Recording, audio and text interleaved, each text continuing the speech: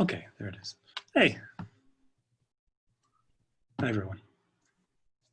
More folks coming in. We'll give them another minute. Does that sound okay, Ashley?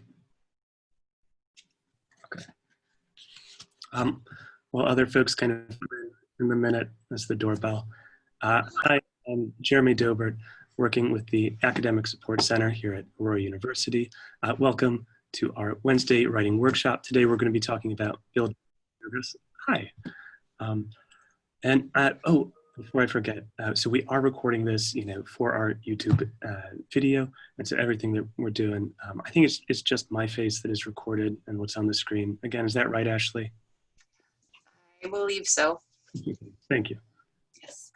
Let me do a quick check in that minute while we're getting people in. Can everyone hear me? I'm good by nature and just want to check and give me a quick wave if I'm okay with volume. Thank you. All right. I'm going to share a screen. All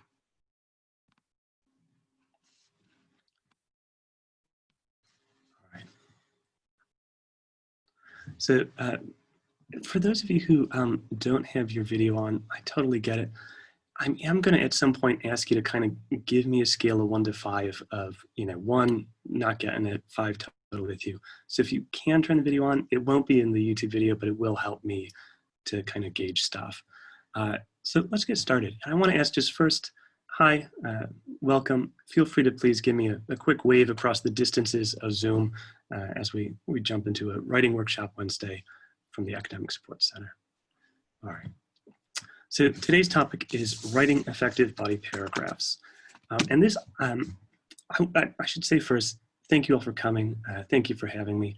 It's something I'm genuinely really excited to talk about, in part because I remember when I was in college, it was one class, the professor took us aside for about just 20 minutes or so and told us, okay, here's how you write a body paragraph in your other classes. And I will tell you that those 20 minutes were some of the most helpful 20 minutes of my entire college career. It was this stuff that really saw me through my finals as an English major with a whole lot of essays. And it was this stuff that I went back to all the time in grad school, where the essays just get longer and longer and longer.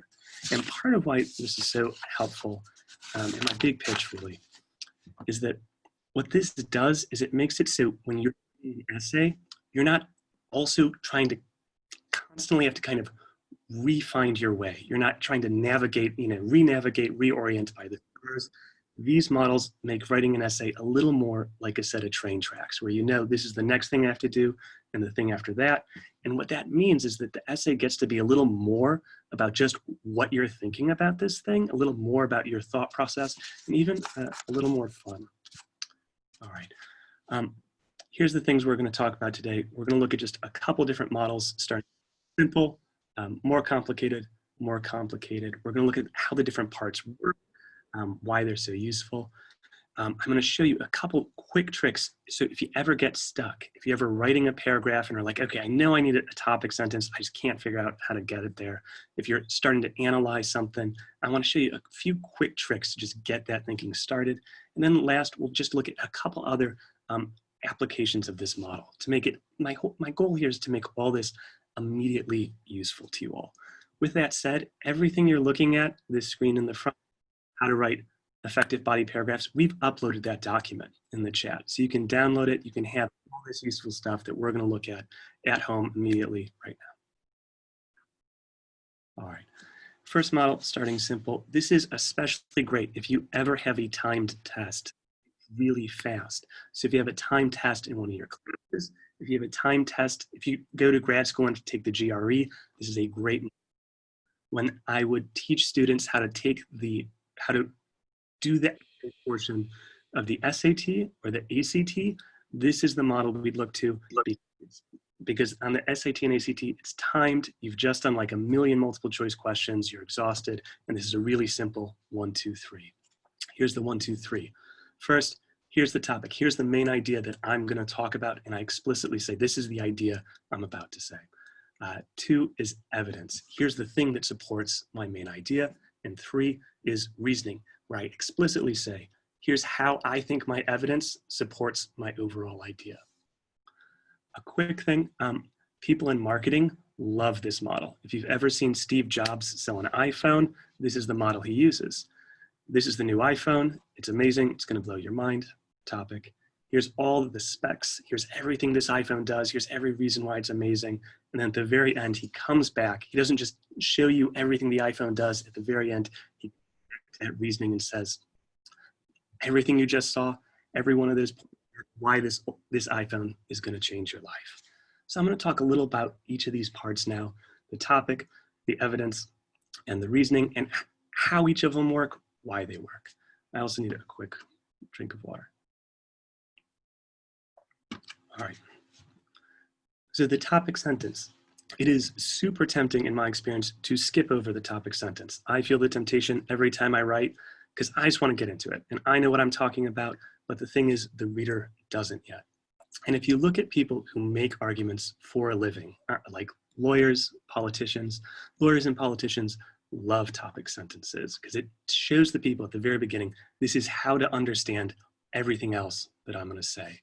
If you imagine it kind of the other way, like imagine a lawyer going into a courtroom and saying, okay, skipping the topic, skipping my client is my client is not guilty for this reason, and instead jumping into here's evidence 1, evidence 2, evidence 3.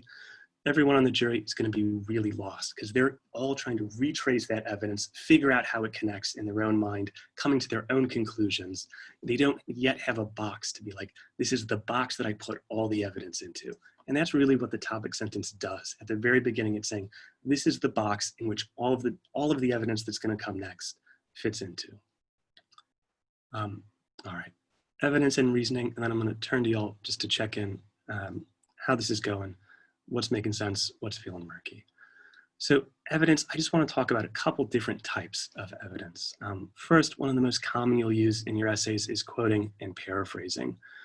This is mostly true what I'm about to say next. Quoting and paraphrasing, what it typically does is it's consulting an expert opinion. So it's saying, here's my idea, and here's someone who knows what they're talking about. And so this person that knows what they're talking about is able to support my main idea. If you're in the sciences, the evidence, this is where you're going to put the data. If you're doing a really short form essay or doing something that's timed really fast, the example is the thing you have to come up with. Okay, what's the really specific example that can start to support my main idea? And last, I put experience down on here. So if you ever have one of those essays that's like, where the instructor is specifically asking you, based on your experience, what does it mean to feel like a fish out of water? You can still use this model. So main idea, being a fish out of water can be exhilarating as well as isolating. Evidence. In my experience in college, and here's the whole story, the whole personal experience, and then again at the very end, that reasoning. So, it was in that moment where I saw how all of those experiences were both isolating and really quite thrilling. And so again, that reasoning is saying, here's how to understand that evidence or understand that experience. Last thing, even though this order of where they go is topic, evidence, reasoning, often the thing you're going to have to find first is the evidence, whether that's looking into the research, finding the data, coming up with the really specific thing that supports your idea. If you can come up with the evidence first, the topic sentence and the reasoning both get a little easier to put together. So this is model 1, it's the fast model. Topic, here's my idea, evidence, the support, reasoning. Here again, I am explaining to you how I think my evidence supports my topic sentence. And so I want to take a quick 1, maybe 2 minutes and turn to y'all. Oh, I have to stop sharing to see the thing. All right, so I just want to ask if you can give me a quick scale of 1 to 5 with your fingers. 5, totally with you. This is all making sense. 1, this is feeling pretty murky. 3. If you don't, hey, all right, cool. Seeing 5s. If you have any questions, feel free to put them in that chat in the lower right. Well, I'm going to spend a quick minute for any questions. While I wait for a quick minute for any questions, here's what I want to ask.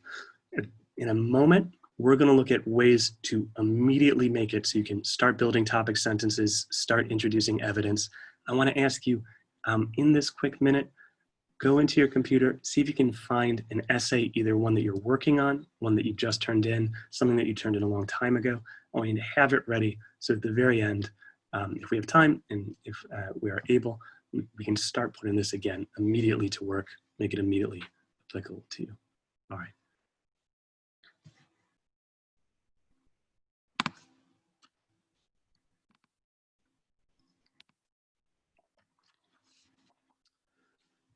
I'm not seeing any questions.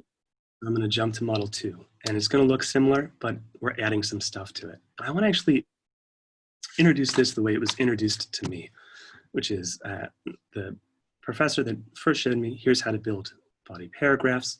I just walked into the room right as the bell rang, one of those beautiful autumn days, and said, I'm about to teach you the most important thing you learned from me all semester, and turned to the whiteboard and wrote in big letters, Oprah. Let me check in again. Oprah, is this a dated reference? How many of you know Oprah? Give me a quick, thumbs up. No Oprah, completely familiar with it. Thumbs down, less familiar. Hey, awesome. All right.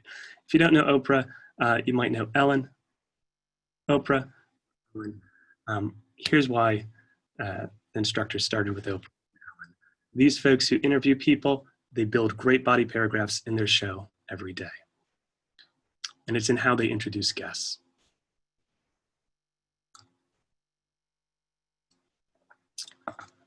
So on Oprah or on Ellen or really any show where they interview folks on daytime TV, the guest never comes on. We never wonder why the guest is there.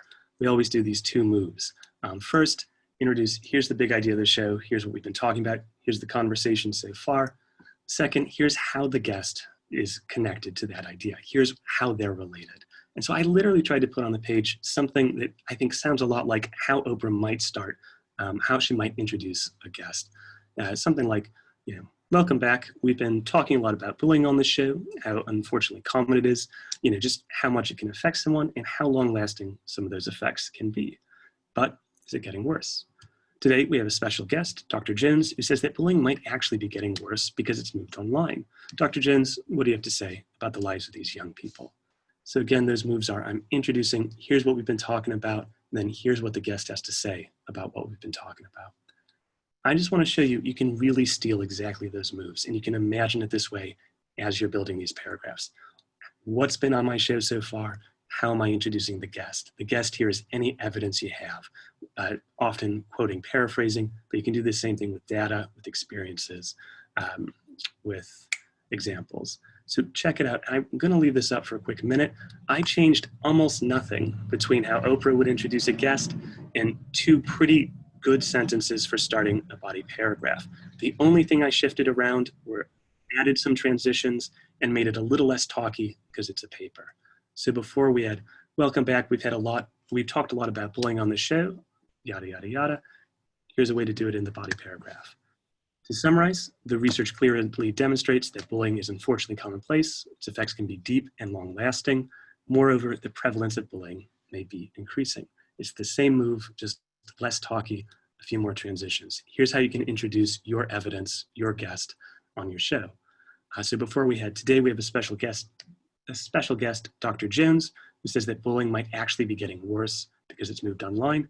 Dr. Jones, what do you have to say about the lives of these young people? According to Jones, the prevalence and degree of bullying actually may be actually worsens when bullying itself moves into online spaces. Jones at times paints a particularly bleak picture of young people's experiences. And then we have Dr. Jones talking, the guest talks after we've introduced how they're connected to our idea.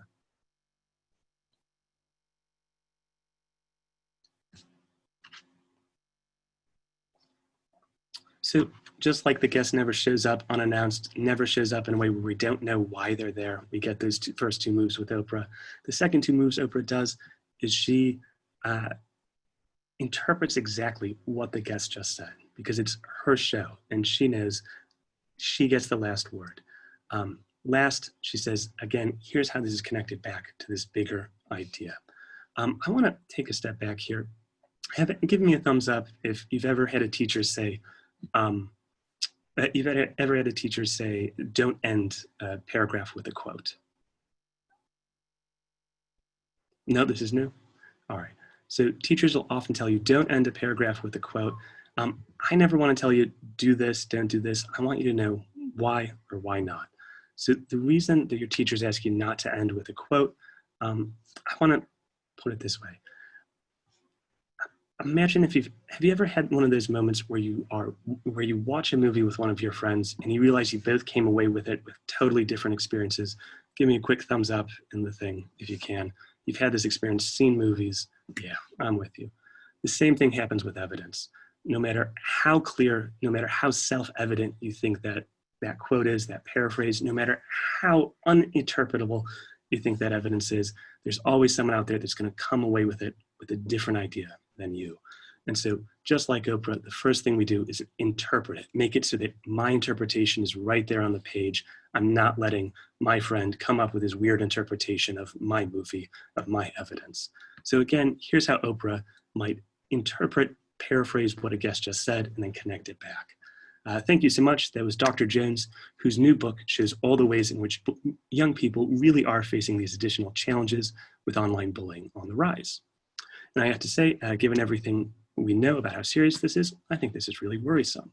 So it's her show. She gets the last word. She interprets what he said and then speaks directly to the audience. This is, again, how what he just said is connected to my bigger idea. And again, I stole the two movies. Look how similar this is. Again, I'm going to leave it up on the page for a minute.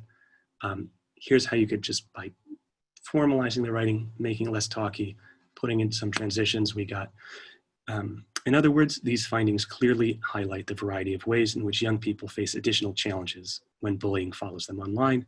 Given the serious impacts of bullying, these findings are especially troubling. So that's the Oprah model, and I've just now put it into a place where this is more kind of the academic jargon of how we describe it.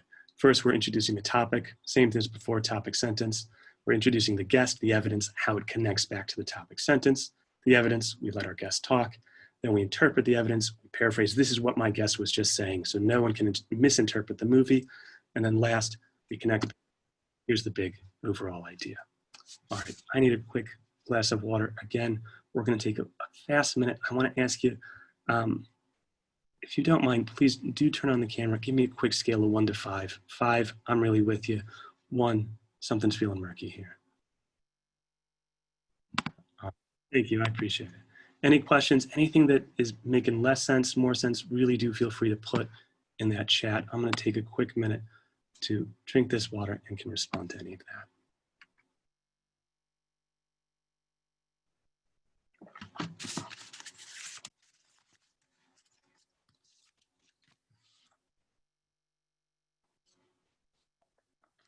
All right, no questions. Well, at the very end, here's what, again, I want to ask if you have any essays that either you're working on right now or that you just turned in, or an essay from way back when. I want to ask you pull those up now so they're ready. Sorry, someone. Pull those up now so they're ready so that we can do something with them in a quick minute. What we're about to do is we're going to look at some tricks for, okay, you know the moves. What are some ways to kind of get our brains in gear when we know we have to write a topic sentence, know we have to introduce, know we have to interpret, and are feeling stuck?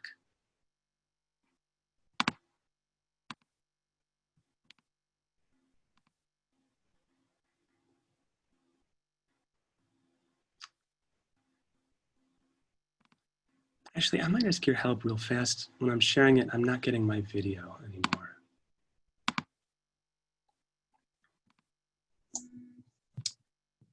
You don't have the option to share it? Oh. I'm sharing it. I just can't see me. Oh, wait, foolish. I got it back up. All right. These are some quick tricks whenever you get stuck. This is the best of them. It's a kind of magic trick of a strategy, which is you ever get stuck writing a topic sentence, because they're not intuitive. They're actually not that easy to kind of just think up on the spot. Try this out. Write out literally in this paragraph, I'm going to talk about how blank. Don't leave out the how. If you try to do this at home, it is the part that does the whole magic trick. In this paragraph, I'm going to talk about how blank. It'll take some time probably to fill in that blank.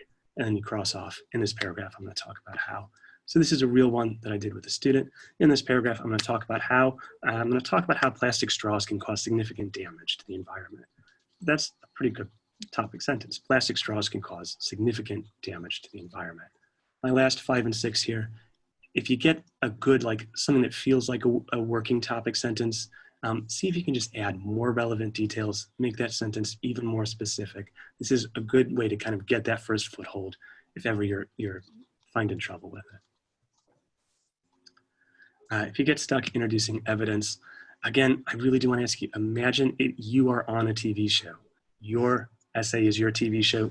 You are introducing this evidence, this person, this quote to your audience, or even you're introducing this to your friends. What's important for folks to know about this thing you're introducing?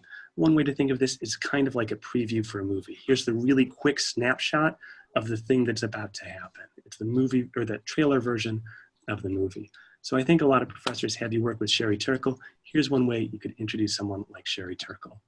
Sherry Turkle's essay, How Computers Change the Way We Think, explores the way in which digital technology leaves us isolated. For example, Turkle argues. So again there, I'm just here's the really quick snapshot. I'm trying to introduce this guest for folks who don't know her. And this is my last good trick. So we have tricks for the topic sentence, for introducing our guest, introducing our evidence. Here's the last move, the last tricks.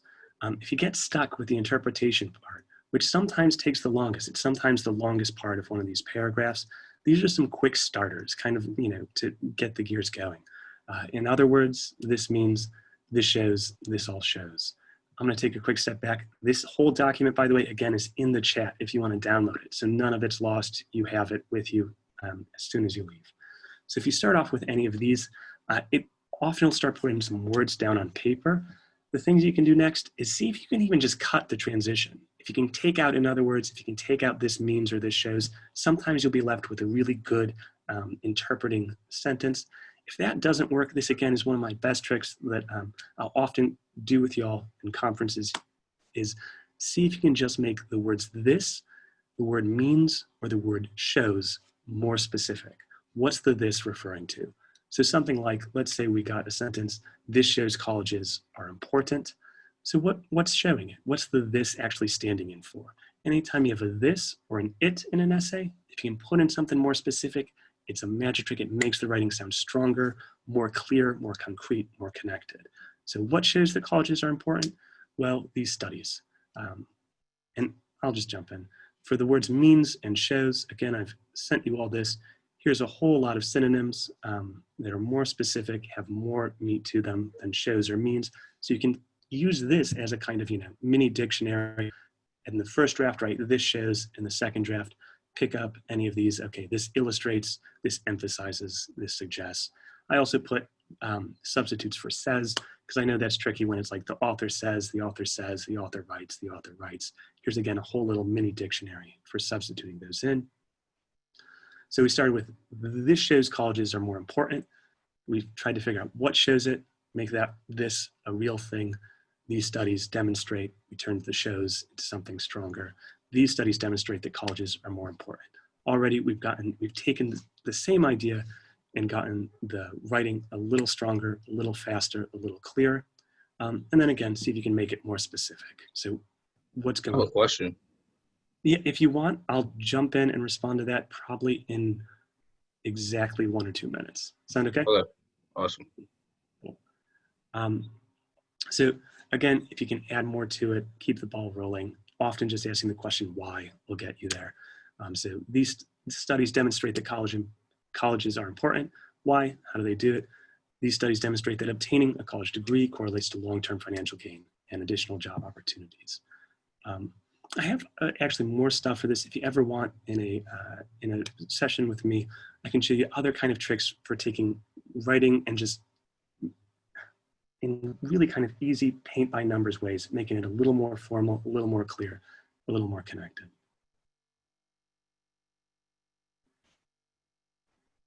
All right, so I'm gonna be with you literally in a quick minute. What I just put here, and I'll leave it up for a moment, just by doing this paint by numbers, here's a way to kind of build a whole paragraph. We use the topic sentence. The main thing I'm going to talk about in this, how this paragraph is how plastic straws are bad for the environment. For example, get that evidence in, straws often are thrown away after one use. All right, so plastic straws are bad for the environment, and my evidence is that they're thrown away. You can maybe already see my evidence isn't that well connected to my topic. We don't know why. So here are some of those paint by numbers, go-to ways to come up with that why. So plastic straws are often thrown away after one use. In other words, we have to make a lot of them. This means they're being thrown away all the time. This shows that throwing away plastic straws creates unnecessary waste.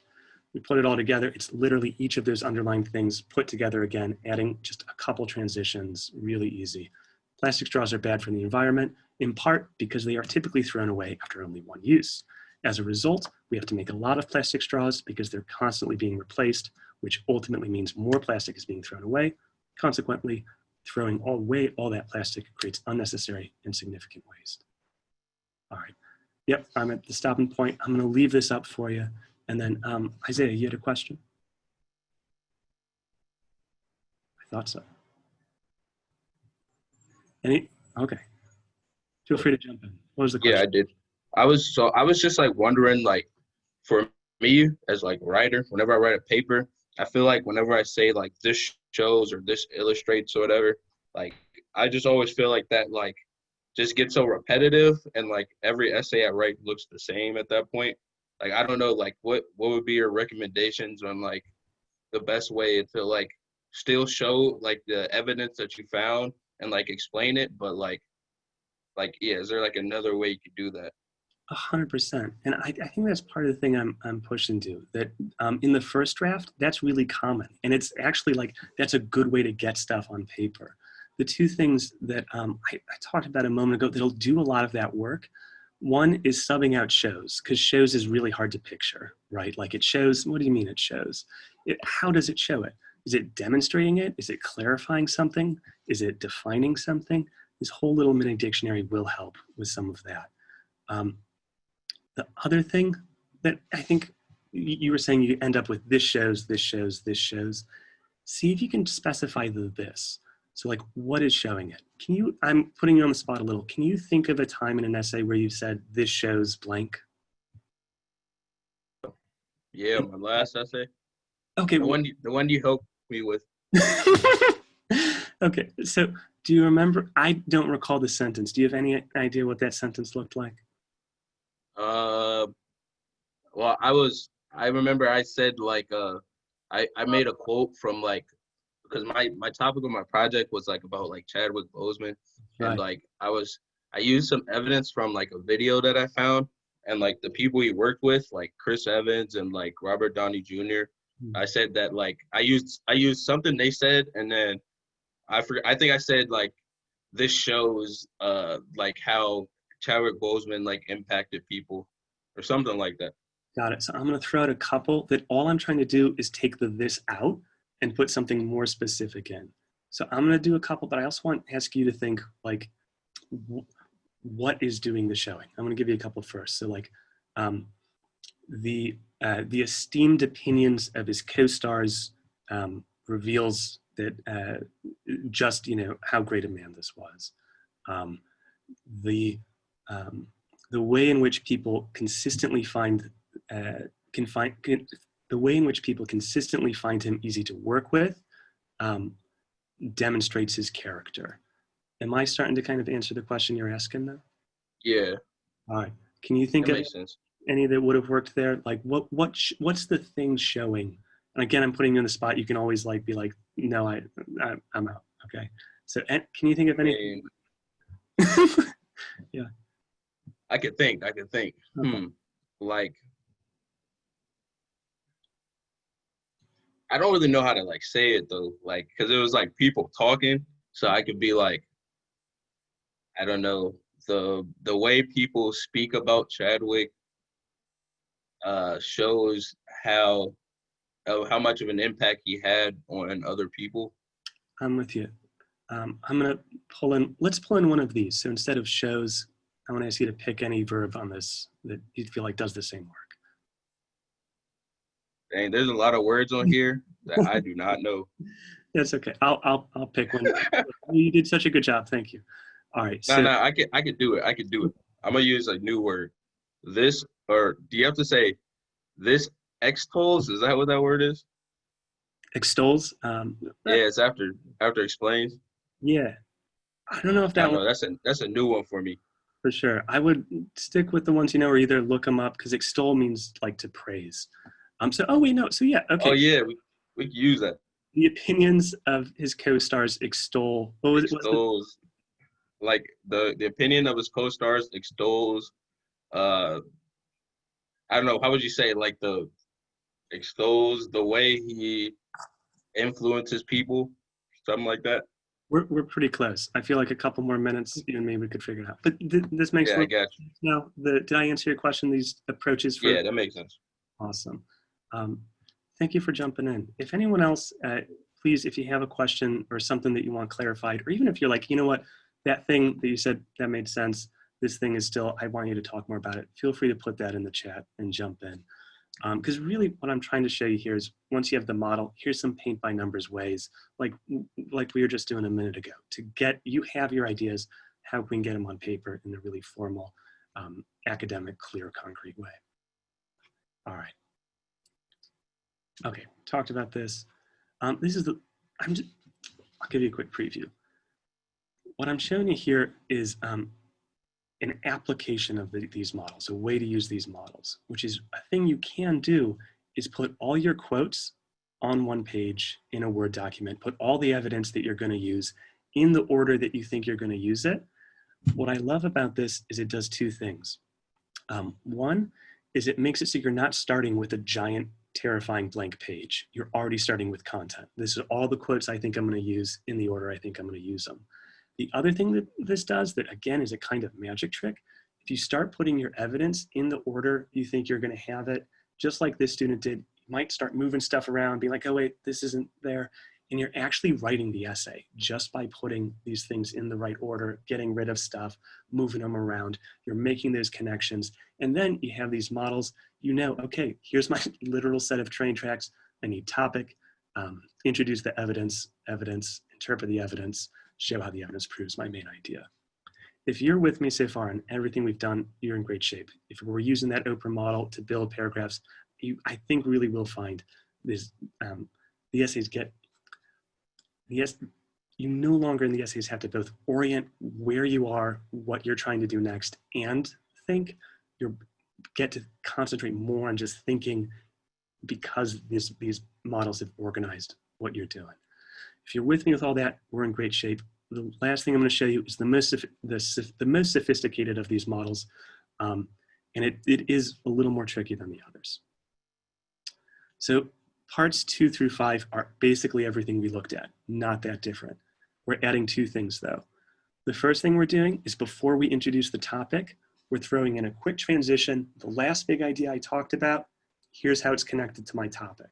And so we're trying to connect my topic sentence to the last paragraph. Literally the last thing I was talking about, here's a transition to that. At the very end, we're adding another quick move, which is, okay, I showed evidence, interpretation, how the evidence is connected to my main idea. Now I'm gonna, in a quick sentence, say, and now here's how my overall argument changed a little. Because I did all that work with the main idea. I added a main idea to my essay. Here's how now my overall argument has shifted a little. What this ends up doing is it ends up bringing your overall argument back into the very end and grounding it back in the essay. If what I would, here's my pitch. Try out the Oprah model first. If you get really comfortable with it, try out these two extra moves. Also, if ever you want more hands-on experience with any of these, if you ever are even just like, okay, I'm not sure how to do it with this essay, or I just want to figure out this a little more, really feel free to schedule an appointment with any of us at the Academic Support Center. We'd be happy to do this with you. So this is the last model, the most difficult. Try out the Oprah, and then feel free to try this one out. And the last thing I have here, and again, this is the most tricky part of everything I'm showing you. I tried to pull an example of a paragraph that follows this. So this student was talking about Battlestar Galactica. If you don't know Battlestar Galactica, but you do know The Office, Dwight Schrute loves, Bears Beats, and Battlestar Galactica, I believe in that order. And so this student was basically saying, like, the overall argument was that this show depicts human beings by using unrealistic circumstances. Her last paragraph was how this great interstellar war shows stuff about human behavior. Her next paragraph is how the robots in this great interstellar war also reveal human behaviors. So here's how she did that first move, taking the last big idea, pulling it into the main topic. The divide between human and robot in the show is a deep-seated one formed by a relationship of oppression and a history of war. That was her last idea. However, the two forces are more alike than they are different. All right, so we just showed, here's how this topic is connected to that last big idea I was talking about. I'm gonna go through this a little fast. I don't wanna get hung up in this because it is the most sophisticated, the most tricky of all these models. But she talks a lot about all the different ways in which the robots and humans kind of show things about each other. Here's her last move. I'm reading the second to last sentence. So here's her main topic. Once again, the series blurs the line between humans and robots. At the same time, Battlestar Galactica is able to depict humanity through this self-reflective narrative. So she just moved back. Here's my overall big thesis. Again, if this is feeling a little murky, that's okay. This one often does in the beginning. I just wanted to show you kind of what's next after that Oprah model. All right. So last page is just that, quick all three models on the same page. Again, all of this that I just talked about is in the chat, ready to download. If you want it, so you have all of it at the ready. What I want to ask, we're just at 7:37-ish. I ask you to bring out some essays either that you're working on or that you've done in the past. And I want to ask you to try this out. Whether it's an essay you're currently working on, one you just turned in, one from a long time ago. I want to ask you to pick one of these moves we talked about. Adding a topic sentence. In this paragraph, I'm going to talk about how blank. Introducing evidence. Imagining again that I'm introducing a guest. I'm trying to give a quick preview of who this person is. Interpreting evidence. See if you can add a quick sentence, starting with this means, this shows, and see where you go. If you have an essay in front of you, I do want to ask you, see if you can try that out. On our end, I think, if you don't mind, Ashley, we're probably going to stop the recording in just a moment. I'll plug that was our Wednesday writing workshop talking about building effective body paragraphs. Again, I'm Jeremy with the Aurora University Academic Support Center. Thank you so much and take care. All right.